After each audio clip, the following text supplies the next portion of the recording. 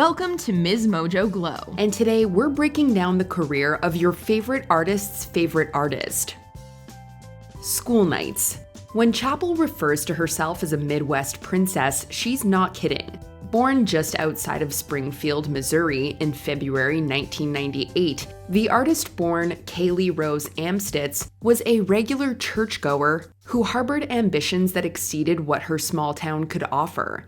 I love where it came from because I have an incredible perspective on the Midwest. She first tapped into this as a teenager when she felt compelled to, quote, write the greatest love song of all time for a crush. Kaylee's family sent her to music camps in the summer. Speaking to Vanity Fair in 2023, she mused that those camps were where she, quote, learned how to write songs, and for the first time, was around, quote, people who were passionate about writing poems and being emotional. Die young. While attending a music summer program at the Interlochen Center for the Arts, Roan, then going by the stage name Kaylee Rose, wrote Die Young. You say you wanna die young. The song, as well as Roan's other YouTube uploads, impressed record label execs at Atlantic. A few short months after the release of Die Young, she had a record deal. At this point, Roan was convinced she was on top of the world. Speaking to The Guardian, she revealed that, aged 17, she, quote, thought she was gonna win a Grammy. It was around this time that she adopted her now iconic stage name, a portmanteau of her late grandfather's surname and the Strawberry Roan by Curly Fletcher, which she has said was Dennis Chappell's favorite song. Good Hurt. It goes without saying that Roan is beloved for her campy, wildly over-the-top visuals, an aesthetic that spreads to every aspect of her performance style. However, the original Chappell Roan, while still poppy, was dark, moody, and atmospheric. This is evidenced by the sound of the 2017 single Good Hurt. All I really want is a good heart. Good Hurt is much more reminiscent of dark pop artists like Lorde or Banks than what we now know her sound to be. Pink Pony Club. Roan moved to Los Angeles where, for the next few years, she made moves to further her career. It wasn't exactly the dream life she'd envisioned. Looking back on this period of her life, Roan described the overwhelming isolation she felt, despite being able to truly embrace her queerness for the first time since moving out of Missouri. Quote, you can't do anything in LA or anywhere if you're under 21, cause everyone just goes out and I was so sad. 2020 seemed to get off on a promising start, with Roan beginning a creative partnership with Dan Nigro, who would soon score a massive hit with Olivia Rodrigo's Driver's License. Guess you didn't mean what you wrote in that song about me. Together, Roan and Nigro wrote Pink Pony Club, one of the first indications of what was to come creatively. While things were looking up, they didn't stay that way for long.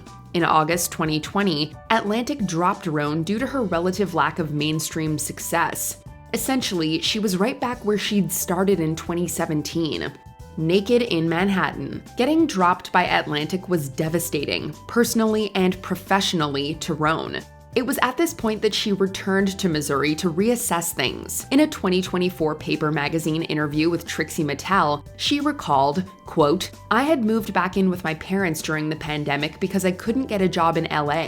And I was like, I have to give this a shot, one more year. With Nigro's attention diverted after Driver's License blew up, she returned to her roots.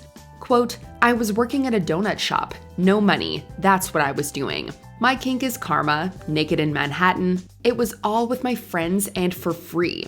I didn't actually start making money where I could afford my rent until the past couple, maybe a year. Feminine Omenon. Roan landed back in LA in October 2020.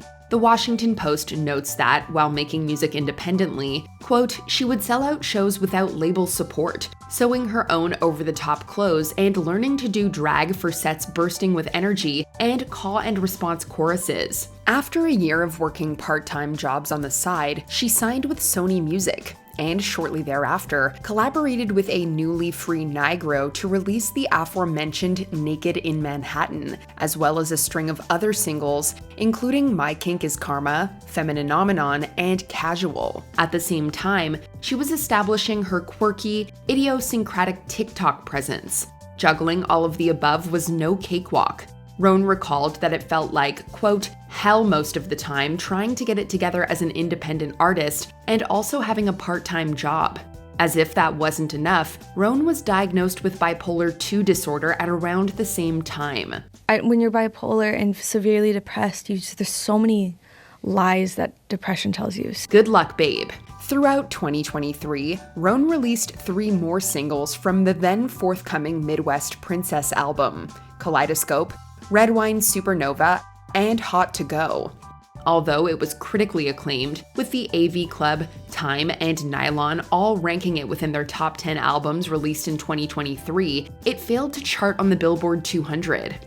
This changed drastically in early 2024 when she opened for Olivia Rodrigo on the Guts World Tour, and most crucially of all, once she released her breakthrough single, Good Luck Babe. The rousing, unabashedly queer synth-pop belter was streamed over 7 million times in the week of its release. Following a Coachella set a few weeks later, Roan had been cemented as a contemporary pop icon. Here's you last week or 2 weeks ago at the Governor's Ball. This is the crowd here. So look at you. Come on.